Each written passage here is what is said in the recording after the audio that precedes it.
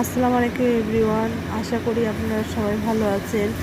আপনাদের কাছে আর একটা নতুন রেসিপি নিয়ে এলাম, লাউ ডিমের সবজির তরকারি। আপনারা রেসিপিটা দেখুন আমি কিভাবে বানাচ্ছি। প্রথমে হাঁড়িতে তেল গরম করে তার মধ্যে পেঁয়াজ লাল করে, শুকনো লঙ্কা ছিঁড়ে, একটা গোটা ডিম দিলাম। তার মধ্যে অল্প পরিমাণ নুন দিলাম। তার উপর ডিমটা একটু ভালো করে ফ্রাই করে নিয়ে তার মধ্যে লাউটা দিয়ে দিলাম। লাউর মধ্যে সামান্য হলুদ দেবেন, বেশি হলুদ দিলে একটা কালচে ভাব চলে আসে, সামান্য দেবেন। লাউটা যত সবুজ সবুজ দেখতে লাগবে ততই ভালো লাগবে। তারপর আপনারা দেখুন আমি কিভাবে করলাম দিয়ে।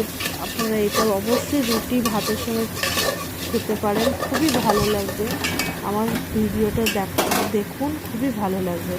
আরও নতুন নতুন রান্নার জন্য আমার ভিডিওটি লাইক অ্যান্ড সাবস্ক্রাইব করবেন। Thank you.